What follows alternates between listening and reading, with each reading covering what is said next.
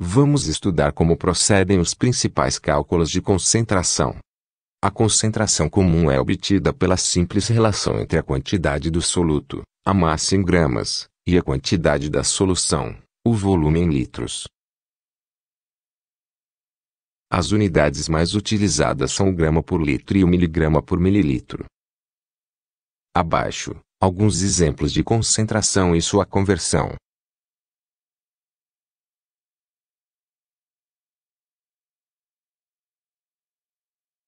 Preste atenção para não confundir.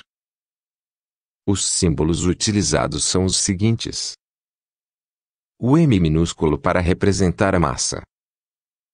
O M maiúsculo e o N minúsculo para representar o mol. O D minúsculo para representar a densidade. O G minúsculo, para representar o grama e o mg para representar o miligrama. O L maiúsculo para representar o litro e o ml para representar o mililitro. Preste atenção para não confundir. A densidade da solução é calculada pela massa total da solução dividido pelo volume total da solução. Assim, a massa da solução é obtida pela soma da massa do soluto com a massa do solvente. Para calcular a porcentagem em massa de uma solução, deve-se dividir a massa do soluto pela massa total da solução. Por exemplo, 100 ml de solução aquosa com 6 gramas de cloreto de sódio, tem 6 gramas de cloreto em 100 gramas de água, lembrando que a densidade da água é de 1 grama por mililitro, portanto, é uma solução aquosa de cloreto de sódio a 6% em massa. Inversamente, pode-se calcular a massa do soluto e a massa do solvente, a partir da porcentagem. Para simplificar foi feita uma ilustração. Na cor azul é representado o solvente, sua massa e porcentagem. Na cor verde é representado o soluto, sua massa e sua porcentagem. A soma dos dois representa a solução total.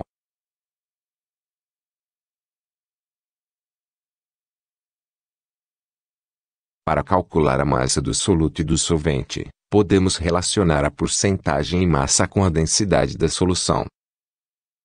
A densidade fornece a massa da solução e a porcentagem relaciona a massa do soluto por cada 100 gramas de solução. Assim, por regra de 3 obteremos a massa do soluto. A massa do solvente é obtida pela massa da solução menos a massa do soluto.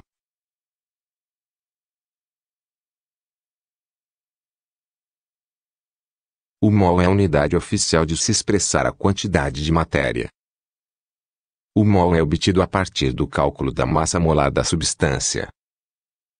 O número de moles, N, é obtido a partir da massa da substância, ou do soluto, dividido pela massa molar da substância. A concentração molar é obtida pela divisão entre o número de moles do soluto e o volume total da solução. Para calcular o mol, ou massa molar, da substância, basta somar a massa dos elementos que compõem a substância, a partir de suas massas obtidas na tabela periódica. Veja os exemplos abaixo. Colocamos os elementos em cores para facilitar a visualização da massa de cada um na substância. Por exemplo, podemos calcular a concentração molar de 500 ml de solução de cloreto de sódio a 6%. Primeiro descobrimos o número de moles, N, que é dado pela massa do cloreto na solução dividida pela massa molar do cloreto.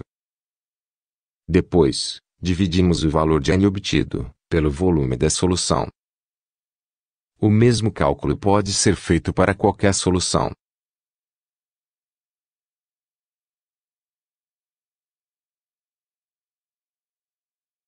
A porcentagem em volume é obtida pela divisão entre o volume do soluto e o volume da solução. Do mesmo modo como para a massa, a densidade se relaciona com a porcentagem em volume a partir da descoberta do número de moles.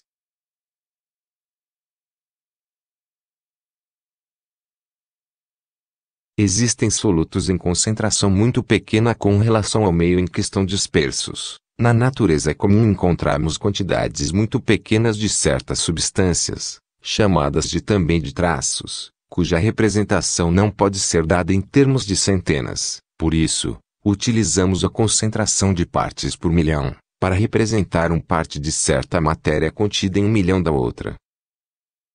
Podem ser convertidas em porcentagem em massa e porcentagem em volume, como nos exemplos abaixo.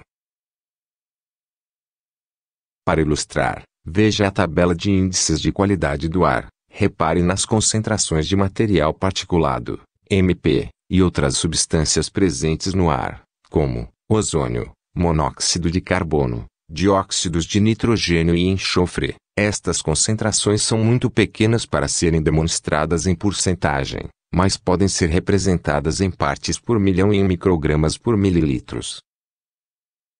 Quando temos uma determinada solução de concentração conhecida, podemos, a partir dela, preparar outras soluções acrescentando mais solvente, aumentando o volume, e conservando a massa do soluto. Este processo é conhecido como diluição.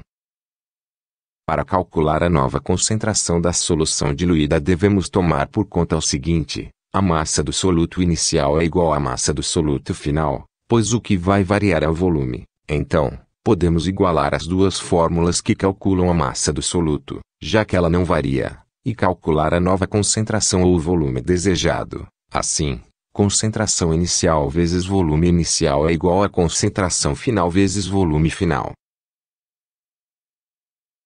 Para ilustrar, vamos fazer 100 ml de solução aquosa de hidróxido de sódio 0,1 molar a partir de uma solução 0,5 molar. Com auxílio da pipeta recolha 20 ml da solução 0,5 e deposite no balão vazio. Depois adicione 80 ml de água para completar os 100 ml.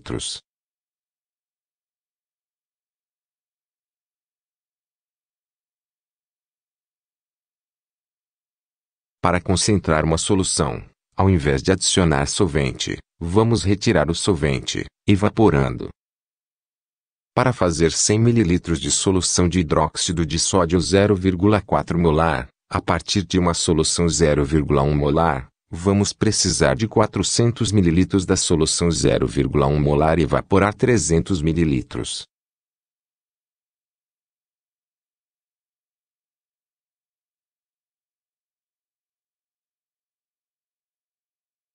Para calcular as concentrações finais em uma mistura de soluções, cujos solutos são os mesmos, aplica-se a soma das concentrações ou das massas dos solutos e divide-se pela soma dos volumes das soluções.